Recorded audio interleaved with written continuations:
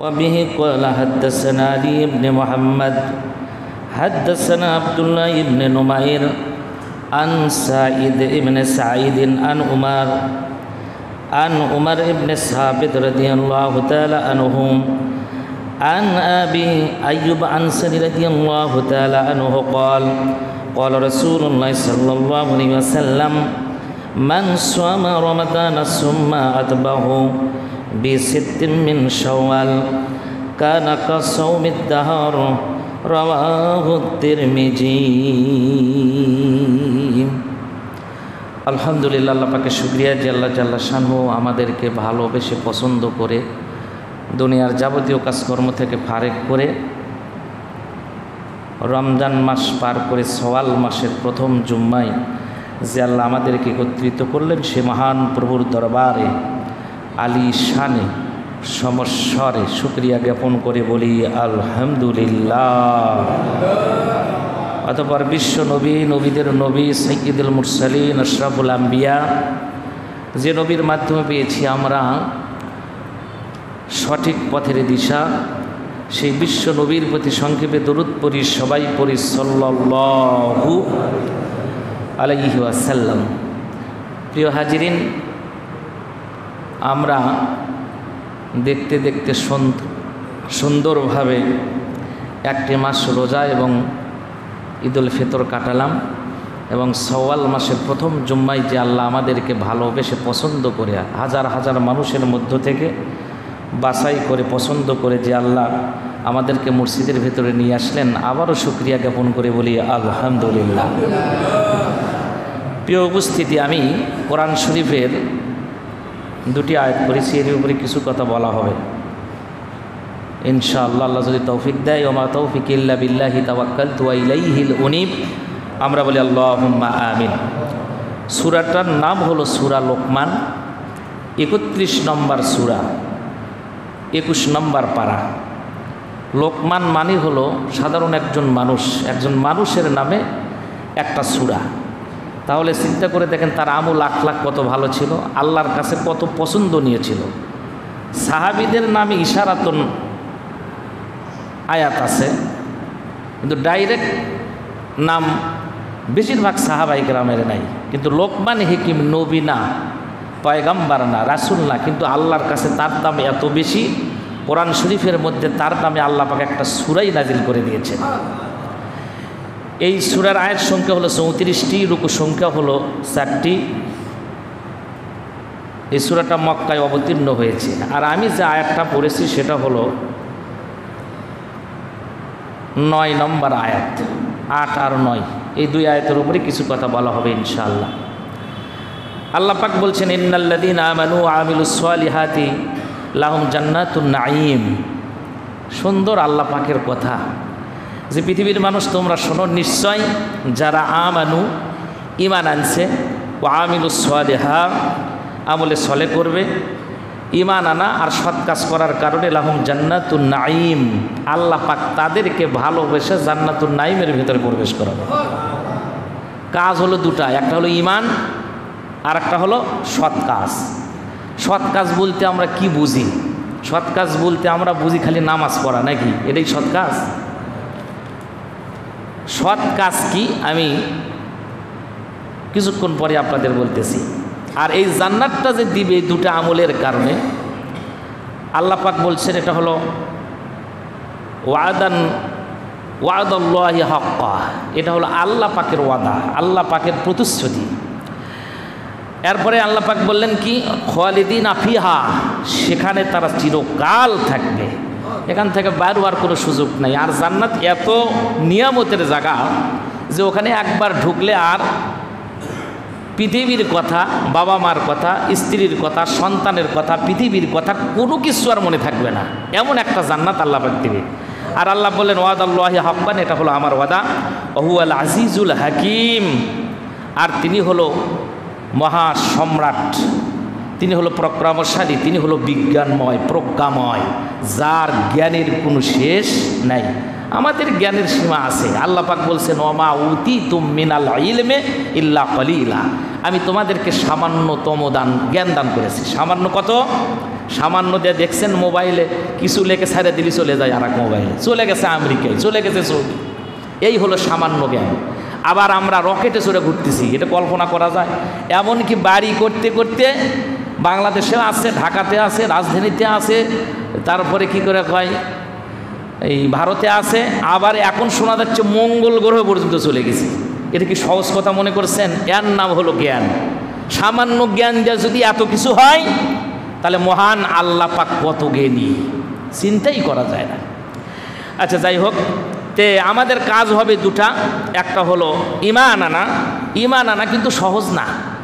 ঈমান যারা আনছে কোরআন শরীফে, হাদিসে, ইতিহাসে তাকায় দেখেন সবগুলা পয়গাম্বারদের পরীক্ষা আছে, নবীদের পরীক্ষা আছে, সাহাবায়ে কেরামদের পরীক্ষা আছে।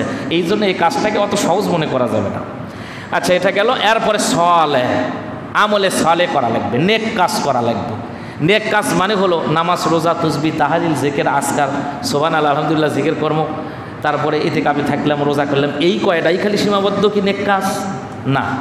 নেক কাজ হলো আপনার স্ত্রীর সাথে কথা বলবেন, ওটাও নেক কাজ। কামলাকে সাথে ভালো ব্যবহার করবেন, ওটাও আপনার নেক কাজ। কামলা লেছেন, কৃষাণ নেছেন, ওদের শরীরের থেকে ঘাম ঝরছে, ঘাম শুকিয়ে যাওয়ার আগে ওদের টাকা দিয়ে দাও, পরিশোধ করে দিয়ে দাও, কর্মচারীর বেতন দিয়ে দাও। এর নাম হলো সৎ কাজ। এটাও সৎ কাজ। অনেক সৎ কাজ আছে, আমি বলতেছি। তাহলে আল্লাহ পাক এই কথা বললেন, দুটা কারণে আল্লাহ পাক জান্নাত দিয়ে দিবে। এখন আসেন এই আয়াতের ওপরে আমি কিছু সওয়াল মাস সম্পর্কে আপনাদের কিছু আলোচনা শুনাই। সওয়াল মাস সম্পর্কে কিছু জানার দরকার আছে না নাই মনে করেন? এই মাসের আমলটা কী কী আর সোয়াব কত, নেকি কত, যদিও ফজিলতের হাদিসগুলো একটু বেকায়দায় আছে, মানে ফজিলতের হাদিসগুলো বেশিরভাগই দুর্বল মত। কারণ আমরা তো তসবিহ, তাহলিল, জিকির, আজকার করি যে ফজিলতের জন্য করি, আর ভালো কাজ, খারাপ না করা যাবে। কিন্তু মা আয়েশা সিদ্দিকা রাদিয়াল্লাহু তাআলা আনহাকে জিজ্ঞাসা করা হয়েছিল যে রাসূল সাল্লাল্লাহু আলাইহি সাল্লামের বাসার ভেতরে কি আছে? রাষ্ট্রপ্রধান আপনি, আপনার বাসার ভেতরে কি আছে? নবী যখন ইন্তেকাল করলেন, মা আয়েশা সিদ্দিকা সাহাবীরা জিজ্ঞাসা করলেন যে কি আছে, কি রেখে গেছেন? সম্পদ, বাড়ি, গাড়ি, ব্যাংক ব্যালেন্স, টাকা পয়সা, না কি আছে? মা আয়েশা সিদ্দিকা রাদিয়াল্লাহু তাআলা আনহা বর্ণনা করেন, তিরমিজির বর্ণনা, যে তিনি বলতেছেন আমার বাসার ভেতর আর কি থাকবে? শুধুমাত্র একটা মাত্র এই প্লেট। সাহাবীরা জিজ্ঞেস করলো আপনারা দুইজন মানুষ একটা প্লেটের মধ্যে কেমনে খানা খান? দুইজন মিলে এক প্লেটের মধ্যে খানা খাওয়া সুন্নাত, এই জন্য স্বামী আর স্ত্রী দুইজন মিলে এক প্লেটের মধ্যে খানা খায়। দুইজন মিলে একটা প্লেট, রাষ্ট্রপ্রধানের বাসা। চিন্তা করছেন? সাহাবীরা বলল আচ্ছা এরপরে আর কি আছে? বলে একটা মাত্র গিলাস, আর কিছুই নাই। দুটা গিলাস নেই, একটা গিলাস। আর এই গ্লাসের ভেতরে নবী যখন পানি পান করতেন, মা আয়েশা সিদ্দিকা বলেন যে নবী পানি পান করলে আমি পানি পান করতাম, আবার আমি যখন পানিটা পান করে গ্লাসটা যখন রেখে দিতাম, নবী করিম সাল্লাল্লাহু আলাইহি সাল্লাম ওই গ্লাসটা তিনি হাতের ভেতরে নিতেন, নিয়ে তিনি ঘুরায় ঘুরায় দেখতেন। তো মহিলা মানুষ তো একটু তেরে কথা বলি, যত ভালোই কোন মহিলা মানুষের একটা গুণ আছে, সেটা তেরে কথা বলবি। তো বলতেছে আচ্ছা ইয়া রাসূলুল্লাহ, ইয়া হাবিবাল্লাহ, আপনার কি এই যে আমি যে জায়গা ঠোঁট লাগায় পানি পান করছি, আপনার মনে হয় কষ্ট হয়? তো নবী করিম সাল্লাল্লাহু আলাইহি সাল্লামের দিলটা ছিল উজাড়। বলে আয়েশা, তুমি কি আমাদের দাম্পত্য জীবনের মধ্যে এরকম দেখো, এরকম নজির কি দেখো? বলে দেখি না, কেন জানি আজকের থেকেই মনে হচ্ছে শুরু হচ্ছে।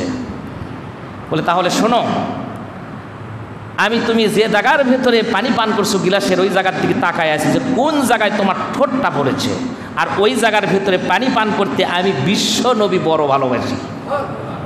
কারণটা হলো কি, কিয়ামত পর্যন্ত যতগুলা উম্মাত আসবে তারা তো আমাকে ফলো করবে, আর এই ফলো করার কারণে সাহাবাই কেরামরা দেখবে, এরপরে তাবে এরপরে বিশ্বের যত মুসলমান আছে তারা আমাকেই অনুসরণ করবে, যার কারণে এটা আমি বিশ্ববাসীর জন্য একটা ভালোবাসার নজির, একটা দৃষ্টান্ত স্থাপন করে গেলাম আমি।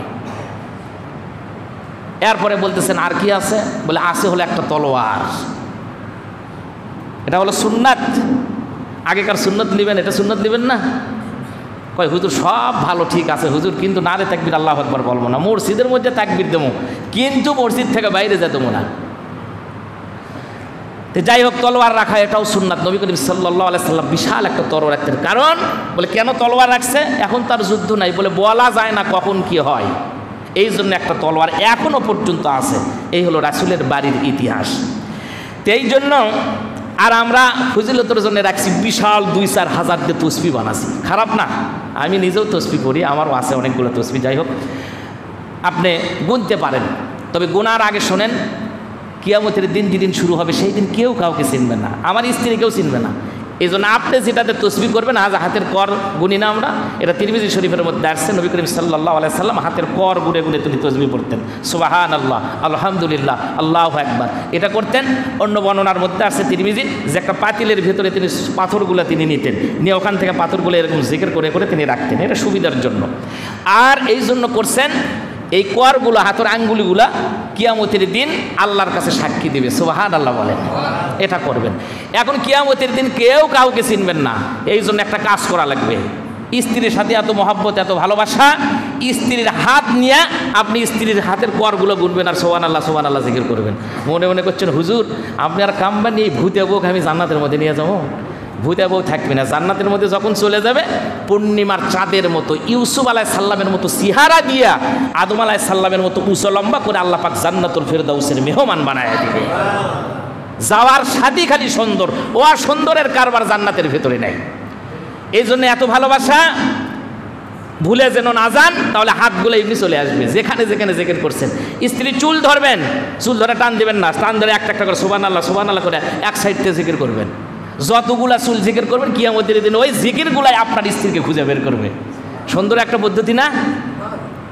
তসবিহ তো করবেনই।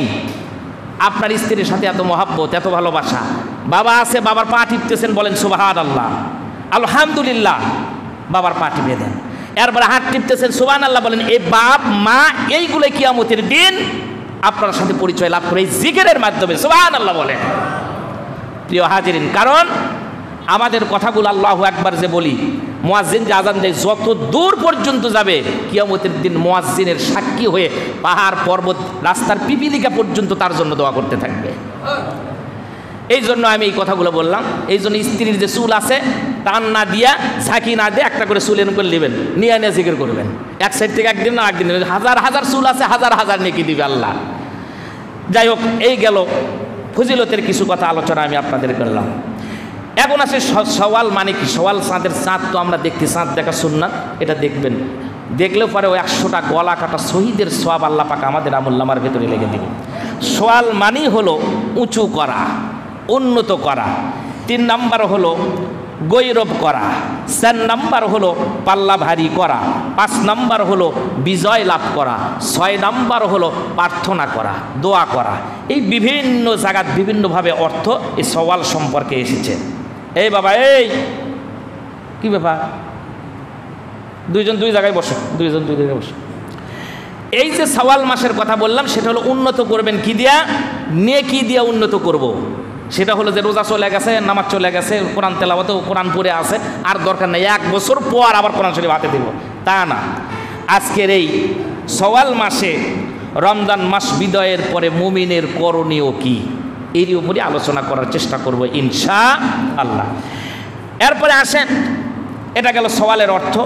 হযরত মুআজ বিন জাবাল রাদিয়াল্লাহু তাআলা আনহু বর্ণনা করেন, নবী করিম সাল্লাল্লাহু আলাইহি সাল্লাম বলেছেন, 5টি রাত যে জাগ্রত থাকবে আল্লাহকে পাওয়ার উদ্দেশ্যে, নেকির উদ্দেশ্যে, জান্নাতের উদ্দেশ্যে, জাহান্নাম থেকে বাঁচার উদ্দেশ্যে, পয়গম্বর বলেন যে 5টা রাত জাগবে, নবীজি বলেন তার জন্য আল্লাহ পাক জান্নাত ওয়াজিব করে রেখে দেয়।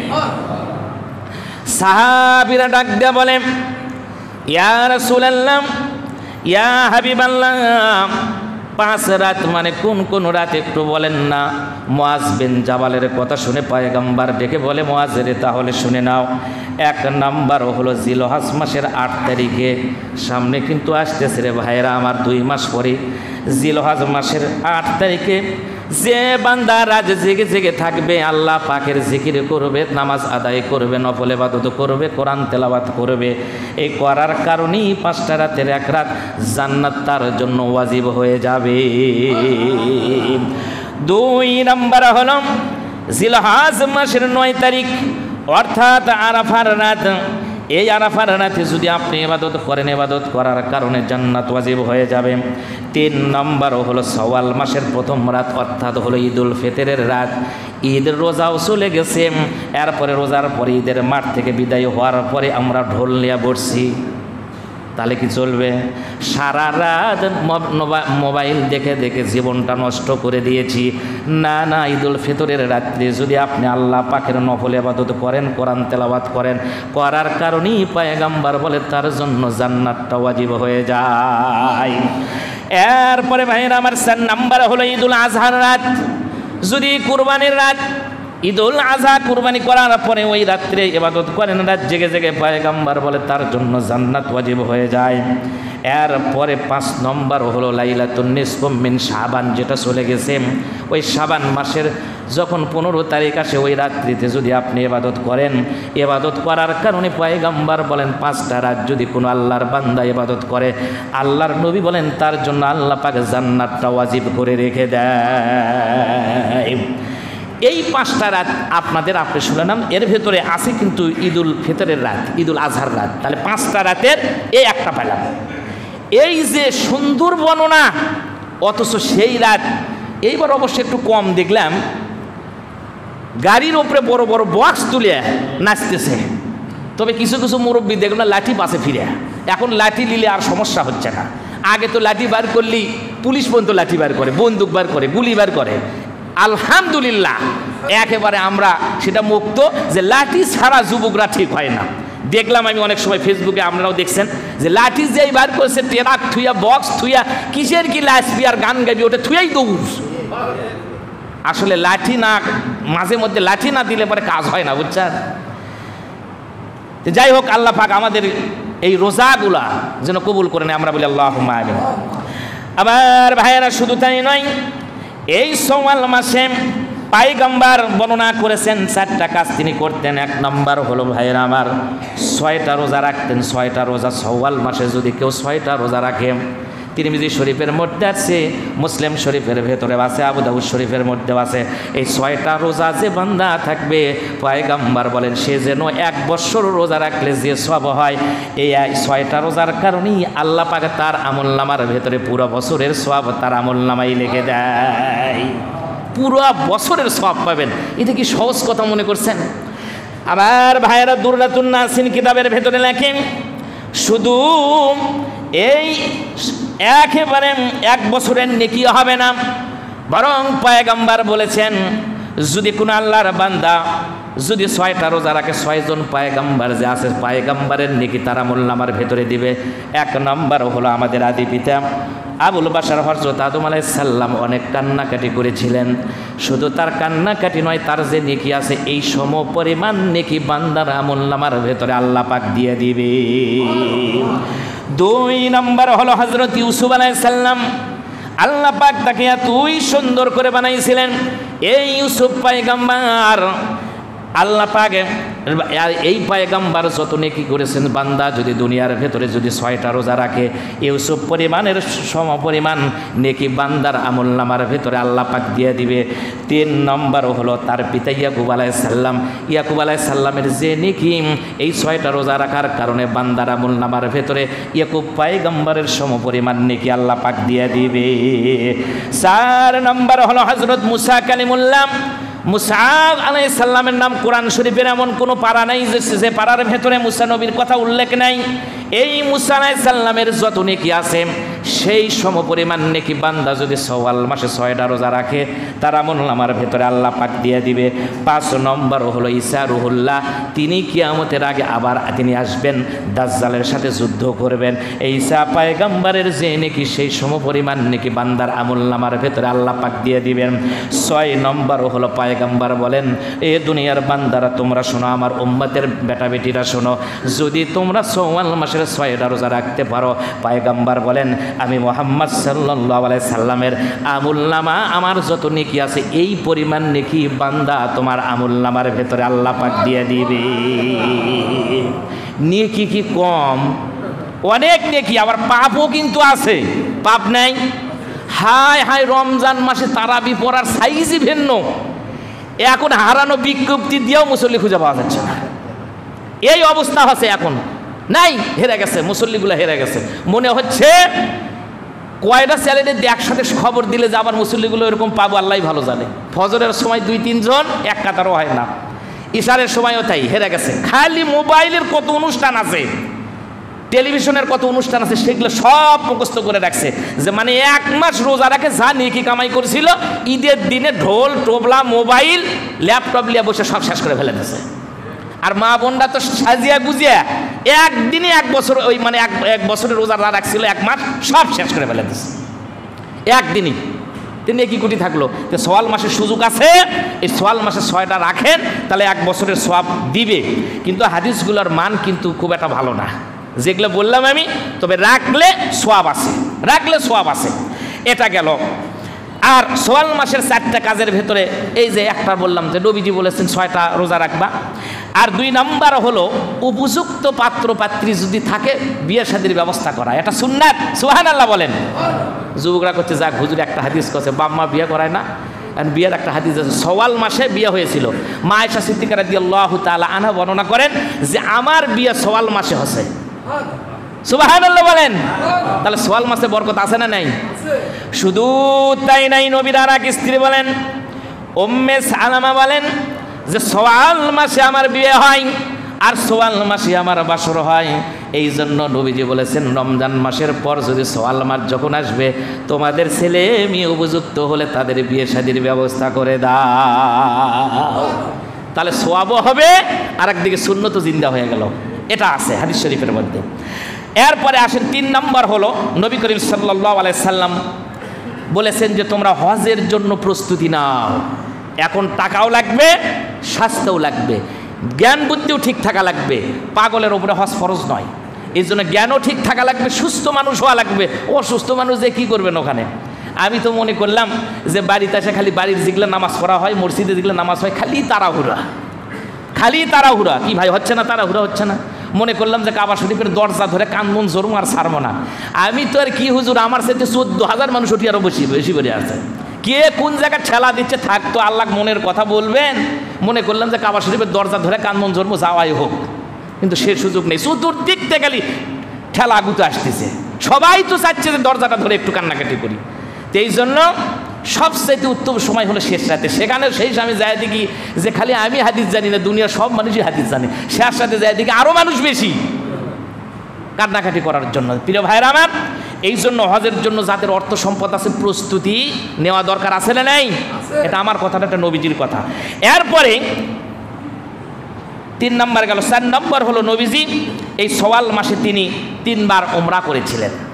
অন্য অন্য হাদিসের মধ্যে অন্য মাসের কথা আছে, তো সওয়াল মাসে তিনি 3 বার উমরা করেছিলেন। আর আমরা এই সওয়াল মাসের এই নবীজির এই 4টা কাজ আমরা করার চেষ্টা করব ইনশাআল্লাহ। এটা গেল সওয়াল মাসের ফজিলত। এখন আসেন রমজান মাস তো বিদায় হওয়ার পরে মুমিনদের কি করণীয়, সে করণীয়গুলো এখন আমি আপনাদের সামনে বলি। অনেক কথা তো অত তার বলা যাবে না, কিছু কিছু করে আমি বলি। 1 নম্বর হলো তাকওয়া আর নেক আমলের ধারাবাহিকতা বজায় রাখা। তাকওয়ার জন্য রোজা রাখছিলাম, ইয়া আইয়ুহাল্লাযীনা আমানু কুতিবা আলাইকুমুস সিয়াম কামা কুতিবা আলাল লাযীনা মিন ক্বাবলিকুম লাআল্লাকুম তাত্তাকুন। আল্লাহ পাক বলছেন রোজা রাখো, তাকওয়া পরহেজগারি অবলম্বন হবে, পরহেজগার হবা। হয়তোবা তোমাদেরকে আল্লাহ পাক পরহেজগারিতা তাকওয়া অর্জন করতে পারবে। তাকওয়া মানে হলো আল্লাহ পাকের ভয়। যার ভেতরে আল্লাহর ভয় আছে ওই মানুষ কি সিটিং বাটপারি করতে পারবে? চুরি করতে পারবে? ডাকাতি করতে পারবে? সন্ত্রাসী করতে পারবে? কিছু করতে পারবে না। আর সেই তাকওয়া আল্লাহর ভয় আমাদের মধ্যে নেই। রোজার মধ্যে পর্যন্ত ভয় নাই, ঈদের দিনেও ভয় নাই। ঈদের দিনে ঈদের নামাজ পড়বে ঠিকই আছে, অথচ ফজরের নামাজ পড়েনি। কিয়ামত পর্যন্ত যদি আপনি প্রত্যেক দিন ঈদের নামাজ পড়েন, এই আমলগুলো যদি এক পাল্লায় তোলা হয়, আর যদি ফজরের নামাজের 2 রাকাত ইমামের পেছনে যদি নামাজ আদায় করেন, পয়গম্বর বলেছেন আদম আলাইহিস সালামের সাথে 20 বার হজ করলে যে নেকি হয়, সেই নেকি বান্দার আমলনামার ভেতরে আল্লাহ পাক দিয়ে দিবেন। আর মাঠের নামাজ পড়লে এরকম হাদিস পাইনি, আপনারা পাচ্ছেন? তাহলে চিন্তা করে দেখেন। আর আপনি সেই ফরজ নামাজ ছেড়ে দিয়া আপনি নফল টানাটানি, মোস্তাহাব টানাটানি, ওয়াজিব টানাটানি করতেছি। তো যাই হোক, তাকওয়া যদি অর্জন করেন, অলিমান খাফা মাকামা রাব্বিহি জান্নাতান, আল্লাহর ভয় যার সিনার মধ্যে আছে, নবী বলেন ভয় থাকার কারণে 2টা জান্নাত মরে যাওয়ার সাথে সাথে আল্লাহ পাক দিয়ে দিবে। কিন্তু আল্লাহর ভয় কলিজার ভেতরে থাকা লাগবে, সিনার ভেতরে থাকা লাগবে। আচ্ছা, এটা হলো তাকওয়ার জন্য। তাকওয়া যেন থাকে, নেক আমলের ধারাবাহিকতা বজায় রাখা। সেটা রমজান মাসে যা করছি, আল্লাহর ভয় চুরি করি নাই, আল্লাহর ভয়ে ডাকাতি করি নাই, আল্লাহর ভয়ে হালাল স্ত্রী ছিল সহবাস করি নাই। ইফতারের সময় এখনো 2 মিনিট বাকি আছে, 1 মিনিট বাকি আছে, 5 সেকেন্ড বাকি আছে, তারপরে একটা খেজুর, একটা পানি পর্যন্ত মুখে দেই নাই। এর নাম হলো তাকওয়া, এর নাম আল্লাহর ভয়। আচ্ছা, যে খেজুর তুলে দিলাম না, পানি দিলাম না, যখন আমি ভালো একটা অফিসার হয়ে গেছি, তখন সেই টাইমে আল্লাহ কাছে ঘুষ খাবা না, লানাতুল্লাহি রাশি ওয়াল মুরতাশি কিলাহুমা ফিন্নার। যারা ঘুষ দেয় আর ন্যায় খায় তারা একই অপরাধী, এরা সব জাহান্নামী। সেই মানুষ রোজা থেকে কি তাকওয়া অর্জন করলো যে ঘুষও চলতেছে, রোজাও চলতেছে, তাহলে তাকওয়া থাকলো? তাকওয়া কিন্তু আর থাকে না। এটা মনে করা লাগবে যে তাকওয়া মানে খালি না খেয়ে থাকা না। নবী তো বলেইছে যে অনেক মানুষ আছে, মুসলমান আছে, যারা না খেয়ে থাকা ছাড়া কিছুই হচ্ছে না। তো সেই দলের মধ্যে যেন আমরা না থাকি, আল্লাহ পাক যেন আমাদের কবুল করে নেয়, আমরা বলি আমিন। আল্লাহর ভয় কত বেশি সেটা সাহাবায়ে কেরামরা দেখে থুয়ে গেছে, নেক কাজ করে দেখে থুয়ে গেছে। সাহাবায়ে কেরাম কিভাবে তারা আমল করতেন, কি নেক আমল করতেন, আর ছোট্ট আমলের কারণে পয়গম্বর তাদেরকে জান্নাতের সার্টিফিকেট দুনিয়ার ভেতরে দিয়েছে। সুবহানাল্লাহ বলেন। আমরা তো মনে করি আশারে মুবাশশারা 10 জন সাহাবী শুধু জান্নাতি না, নবীর যতগুলা সাহাবী আছে সব সাহাবী জান্নাতি। কিন্তু নবীজি মসজিদে নববীর ভেতরে একদিন 10 জনকে সার্টিফিকেট দিয়েছিলেন স্পেশালভাবে, যেগুলো সানি খুতবার মধ্যে কয়েকজনের নাম আমরা বলি না। যাই হোক, এই জন্যে নেক আমল করা লাগবে। কিভাবে জান্নাতের সার্টিফিকেট দিচ্ছেন, সাহাবায়ে কেরামরা কি নেক আমল করছেন। ছোট্ট আমলও যদি হয়, সেটা যদি স্পেশাল আমল হয়, ভালো আমল হয়, এই অল্প আমলই জান্নাতুল ফেরদাউসের মেহমান বানায় দেবে। একটা আমলের কথা বলি, সেটা হলো ইমানের শাখা হলো 70-69টা শাখা, তার ভেতরে একটা শাখা হলো, তাহলে বোঝা যাবে যে তার ইমান আছে। সেটা হলো রাস্তার ভেতরে যদি কোনো অপরিজনীয় জিনিস পড়ে থাকে, অপ্রয়োজনীয়, রাস্তার ক্ষতি হচ্ছে, লোকজনের ক্ষতি হচ্ছে, সেটা তুলে খালি ফেলে দিবেন। দেওয়ার সাথে সাথে পয়গম্বর বলেছেন, বুখারী শরীফের মধ্যে আছে, মুসলিম শরীফের মধ্যে আছে, নবী বললেন তোমরা কি জান্নাতি মানুষ দেখতে চাও, তাহলে তোমরা আমার ওই সাহাবীর দিকে তাকায়া দেখো। শুধু রাস্তার ভেতর থেকে একটা ড্রুম, একটা ডাল তুলে ফেলে দিয়েছে, তার জন্য জান্নাতের সার্টিফিকেট দিচ্ছে। আনাস রাদিয়াল্লাহু তাআলা আনহু বলেন যে নবী করিম সাল্লাল্লাহু আলাইহি সাল্লাম আমাদেরকে মসজিদে নববীর ভেতরে নিয়ে তিনি আলোচনা করতেছিলেন। আর আলোচনা যখন নবীজি করেন, সাহাবায়ে কেরামরা তাক লাগে তাকে শুনতেছে। শুনতেই এমন সময় এক পর্যায়ে নবীজি বললেন, সাহাবীরা তোমরা শোনো, আমার এই মসজিদের ভেতরে এমন একজন মানুষ এখন প্রবেশ করবে কিছুক্ষণের মধ্যে। নবীজি বলতেছেন যে আল্লাহ পাক জানিয়ে দিয়েছেন ওই সাহাবীটা, আমার এই সাহাবীটা জান্নাতি। আবার ভাইয়েরা সাহাবীরা তাকায় আছেন, দেখি কোন মানুষ আজকে এই জায়গার ভেতরে আসে। দেখা গেল একজন সাহাবী হাঁটি হাঁটি পা পা করে মসজিদে নববীর ভেতরে আসলেন, কিন্তু তার হাতের ভেতরে, বাম হাতের ভেতরে জুতা, আর মুখের ভিতর থেকে দাঁড়িয়ে থেকে ওযু করে আসছে, তার কারণে পানিগুলো টস টস করে পড়তেছেন। প্রথম দিন নবী বললেন সাহাবায়ে কেরামরা এটা দেখলাম, দেখার পরে দেখলো। দ্বিতীয় দিনও আবার একই টাইমে নবীজি বললেন কিছুক্ষণ পরে একজন মানুষ আসবে, একজন সাহাবী আসবে, ওই সাহাবীটা জান্নাতি। বলার সাথে সাথে সাহাবীরা তাকায় আছে, দেখি কোন মানুষটা আজকে প্রবেশ করে। দেখা গেল দ্বিতীয় দিন একই মানুষটা আবার ওই একই অবস্থায় জুতা বাম হাতের ভেতরে নিয়ে দাড়ির মোবারক থেকে তার পানিগুলো টস টস করে পড়তেছেন। ওযু করার কারণে ওযুর পানিগুলো তার পড়তেছিলাম। দ্বিতীয় দিন একই কথা বললেন। তৃতীয় দিন দেখা গেল আবার একই অবস্থায়। নবী বললেন সাহাবীরা তোমরা শোনো, আজকে এই জায়গার ভেতরে মসজিদে নববীর ভেতরে একজন লোক প্রবেশ করবে, আল্লাহ পাক জানিয়ে দিয়েছেন এই সাহাবীটা আল্লাহ পাকের জান্নাতুল ফিরদাউসের মেহমান হয়ে গেছে। মরে যাবে, জান্নাতুল ফিরদাউসের মেহমান হয়ে যাবে।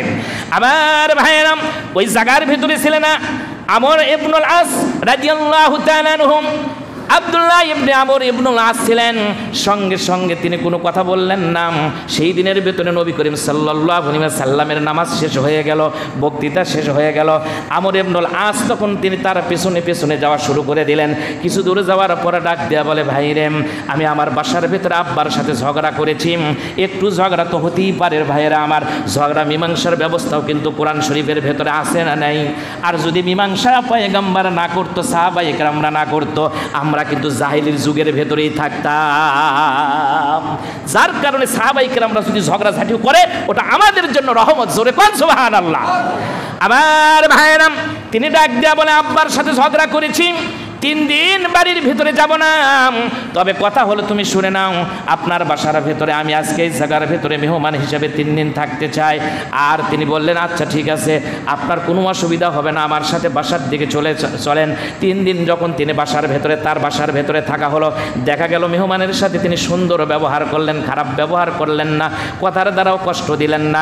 একই বিছানার জায়গার ভেতরে, বিছানা এক রুমের ভেতরে করে দিলেন, বিছানার ভেতরে তিনি শুয়ে থাকে আর বলে, মনে মনে চিন্তা করে দেখি ভাইটা কি আমল করে, যার কারণে কোন নেক আমলের কারণে পয়গম্বর তাকে জান্নাতের সার্টিফিকেট দিয়েছে। সাহাবী ঘুম পারে না, কিন্তু ওই সাহাবীটা ঘুম পারে। আর তাকায়া তাকায়া তিনি দেখে যে ঘুমের ভেতরে তিনি নানি কি জানি আমল করে, কিন্তু দেখা গেল না, এক বর্ণনার ভেতরে আসছে তিনি তাহাজ্জুদের নামাজ পর্যন্ত পড়তেন না, অন্য বর্ণনার ভেতরে আসছেন তিনি তাহাজ্জুদের নামাজ পড়ে, কিন্তু দেখা গেল ঘুমের ভেতর থেকে যখন তিনি এক কাত থেকে আর এক কাত হয়ে যায়, এই এক কাত থেকে আর এক কাত যখন হয়ে যায়, তখনই তিনি বলেন আল্লাহু আকবার। ঘুমের ভেতরে আল্লাহু আকবার বলেন, আর এক কাত যখন হয়ে যায় তখন ঘুমের ভেতরে বলে সুবহানাল্লাহ, আল্লাহু আকবার। এই দোয়াগুলো তিনি যখন পড়া শুরু করে দিলেন, আর তিনি বললেন 3 দিন পার হয়ে যখন চলে যায়, 3 দিন যখন পার হয়ে যায়, ডাক দেয়া বলে ভাই রে, তেমন কোনো আমল তো আপনার ভেতরে আমি দেখলাম না, যার কারণে আল্লাহর নবী আপনাকে জান্নাতের সার্টিফিকেট দিল। ডাক দেয়া বলে ভাই রে, তেমন কোনো আমল নাই, আমি তো কিছুই আমল করি না, সামান্য একটু মনে হয় আমল করছি। কি আমল করছি, কি কারণে নবী যে জান্নাতের সার্টিফিকেট দিয়েছে সেটাও তো আমি জানি না। এরপরে লোকটার কাছে বিদায় নিয়ে আব্দুল্লাহ ইবনে আমর ইবনুল আস যখন তিনি যাচ্ছিলেন, যাওয়ার পর কিছু দূর যাওয়ার পর লোকটা আবার ডাক দেয়া বলে ভাই রে, এই আব্দুল্লাহ ইবনে আমর ইবনুল আস আপনি ফিরে আসেন। যখন তিনি ফিরে আসলেন, আসার পর ডাক দেয়া বলে ভাই রে, আপনি যে 3 দিন পর্যন্ত আমার সাথে আপনি থাকলেন, আপনি কি 3 দিনের ভিতরে আপনি কি দেখেছেন নাকি আমি কোনো মানুষের সাথে ঝগড়া করেছি? ডাক দেয়া বলে না, 3 দিনের ভিতরে আমি দেখি নাই আপনি কোনো মানুষের সাথে ঝগড়া করেছেন, ফাসাদ করেছেন। বলে আপনি কি দেখেছেন নাকি 3 দিনের ভেতরে কোনো মানুষের সাথে আমি হিংসা বিদ্বেষ করেছি? বলে না, দেখি নাই, আপনি কোনো মানুষের সাথেও তো হিংসা বিদ্বেষ করেন নাই। বলে তাহলে আপনি পয়গম্বর সাধারণ মানুষ যারা আছে, সাহাবীরা যারা আছেন, আপনি তাদেরকে জানিয়ে দেন আমার কোনো আমল নাই, তবে আমার অন্তরটা এতই পরিষ্কার, এই জন্যই মনে হয় আল্লাহ পাক জান্নাতের সার্টিফিকেট দিয়েছে, নবীজিও আমাকে জান্নাতের কথা বলে দিয়েছে। তবে শুনে নেন, আমার হৃদয়ে যে আছে, আমার যে কলিজা আছে, এই কলিজার ভেতরেই কোনো মানুষের ভেতরে আমার হিংসা বিদ্বেষ নাই। এই নেক আমল আমার ভেতরে আছে। আর আপনি রাতের বেলা যে দেখলেন, ঘুমে যাওয়ার সাথে আমি ঘুমের সময় দোয়া পড়ছি, আর ঘুমের ভেতরে ঘুম থেকেও যখনই জাগ না পাচ্ছি তখনই বলেছি আল্লাহু আকবার, সুবহানাল্লাহ। মুমিনদের বৈশিষ্ট্যই তো তাই হবে। কিয়ামতের ময়দান যেদিন শুরু হবে, সেই দিন মানুষগুলা একেবারে পোকা, যেরকম উই পোকা ওঠে না, ওই রকম উঠতে থাকবে। মানুষগুলো উঠতে যখন থাকবে, তখন যারা ইমানদার, আল্লাহওয়ালা, পরেশগার, তারা ঘুম যে আসছিল, ঘুম আসার কারণে আল্লাহু আকবার বলে তারাও ওই কবরের ভেতর থেকে আল্লাহ পাক তাদেরকে উঠাইয়া দেবে। এই জন্য ঘুমের ভেতরে যখন যান, চেতন যখন পাবেন, আল্লাহু আকবার বলবেন, কারণ আল্লাহ হলো মহান, আল্লাহ হলো বড়। আপনার যা কিছু আছে সব সাক্ষী দিবে। ঘুম আসার আগে আল্লাহু আকবার বলেন, দোয়া পড়েন না? কি দোয়া আছে ঘুমের যাওয়ার সময়? দোয়া আছে না, আল্লাহুম্মা বিসমিকা। এই দোয়াটা পরে আপনি শুনলেন যে আল্লাহ আপনার নামে মরতেছি, আপনার নামে আবার জিন্দা হবো। আসলে তো মরেই যাই, আমরা তো মরেই যাই। যদি ঘুমের ভেতরে আল্লাহর চেতন না করে উপায় আছে? আর উপায় নাই। এই জন্য আর যখন চেতন হবেন, চেতন হওয়ার সঙ্গে সঙ্গে বলবেন আল্লাহু আকবার, আল্লাহ তুমি মহান, যে ঘুম পাড়াইছিল তুমি, ঘুমে মৃত্যুই তো হয়ে গিয়েছিল, সেখান থেকে তুমি আমার চেতন করলা। তো যাই হোক, এটা গেল একটা কথা। এটা হলো নেক আমল, যে হিংসা বিদ্বেষ করা যাবে না। আমরা তো টাকা পয়সা হলে হিংসা করি, ক্ষমতার জন্য হিংসা করি না, এই কাজগুলো করা যাবে না, এই কাজগুলো করা যাবে না। আল্লাহ পাক যেন আমাদেরকে হেফাজত করে, আমরা বলি আল্লাহুম্মা আমিন। কথা তো অনেক আছে, কয়টা বলবো? যাই হোক, করণীয় অনেকগুলি আছে। আমি কোরআন হাদিস থেকে গবেষণা করে মোটামুটি 10টার মতো বের করছি। নেক আমল করব, এই জন্য পয়গম্বর বলেছেন 7টি কারণে, 7টি অবস্থায় আগে তোমরা নেক আমল করো। 7টি অবস্থা আসার পরিবর্তেই তোমার শারীরিক সমস্যা থাকতে পারে, এই 7টা কাজ অবস্থার আগে তুমি নেক আমল করো। 1 নাম্বার হলো দারিদ্রতা। বুখারীতে আসছে, দারিদ্রতা মানুষকে কুফুরির দিকে নিয়ে চলে যায়। অনেক মহিলা আসে টাকার কারণে, চালের কারণে, ইফতারি কিনতে পারতেছে না, অনেক অভাবের কারণে নিজের শরীর পর্যন্ত বিক্রি করে দিচ্ছে। বুখারী শরীফের মধ্যে আছে, মিশকাতে একটা লম্বা একটা হাদিস আছে, আমি আজকে বলার সুযোগ হবে না, আবার সামনের দিনের চেষ্টা হবে। এই জন্য দরিদ্রতা মানুষকে কুফুরির দিকে নিয়ে যায়, এই জন্য তো মানুষ কিস্তি তোলে, এই জন্য মানুষ টাকার জন্য খ্রিস্টান হয়ে যাচ্ছে, অনেক মুসলমান রংপুরের দিকে হয়ে যাচ্ছে, বাংলাদেশে অনেক জায়গায় হয়ে যাচ্ছে শুধু টাকার কারণে। একটা হলো দরিদ্রতার না আসে যেন তার আগে তুমি নেক কাজ করো। 2 নাম্বার হলো ঐশ্বর্য, ধন সম্পদ আল্লাহ পাক এত বেশি নিও না, এত বেশি চাইও না, যদি চাও এই ধন সম্পদ থেকে তোমাকে নেক কাজ থেকে গাফেল করে দিবে। একজন সাহাবীর কিন্তু এটা হয়েছিল যে আল্লাহ নবীকে বলছিল, হুজুর আপনারা দোয়া করেন, সম্পদ হলে আমি যাকাত দিব, দানও করব।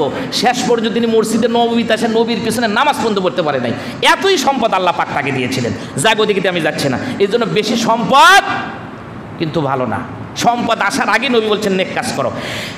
এরপরে 3 নাম্বার হলো অসুস্থতা, আল্লাহ পাক যে সুস্থতা দান করছেন এই জন্য অসুস্থতা আসার আগে নেক কাজ করো। 4 নাম্বার হলো বার্ধক্য, বুড়ো বয়সে ইবাদত করে কিন্তু জুত নাই, এই জন্য বার্ধক্য আসার আগে নেক কাজ করো। আর আমরা মনে করতেছি যে না, বুড়ো হয়ে গেলে মসজিদের মধ্যে থেকে আর বাড়াবো না, ও অপবিত্র অবস্থায় মসজিদের মধ্যে থেকে লাভ আছে? বুড়ো মানুষের উজু থাকে সবসময়, চ্যাংরা ব্যাংরারই থাকে না, যুবক মানুষেরই থাকে না।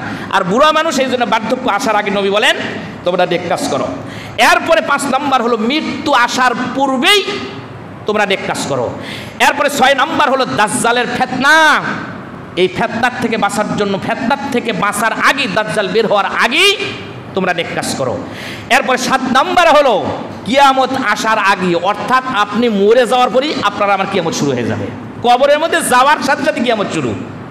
আর এই কিয়ামত শুরু হওয়ার আগেই দুনিয়ার ভেতরে তুমি নেক কাজ করো, এছাড়া সুযোগ কিন্তু পাওয়া যাবে না। এই 7টা কাজ আমাদের পূর্বেই নেক কাজ করার দরকার আছে না নাই? আল্লাহ পাক যেন আমাদের সবাইকে করার তৌফিক দেয়, আমরা বলি আল্লাহুম্মা আমিন। যে কথাগুলো বললাম আল্লাহ পাক যেন সবার আগে আমাকে আমল করার তৌফিক দেয়। আর এই সওয়াল মাসের যে রোজা 6টা অবশ্যই রাখবেন, 6 জন পয়গম্বরের নেকির সওয়াব আল্লাহ পাক আমাদের আমল নামার ভেতরে দিবে। আল্লাহ পাক যেন আমাদের সবাইকে কোরআনের জন্য, ইসলামের জন্য কবুল করে নেন, আমরা বলি আল্লাহুম্মা আমিন।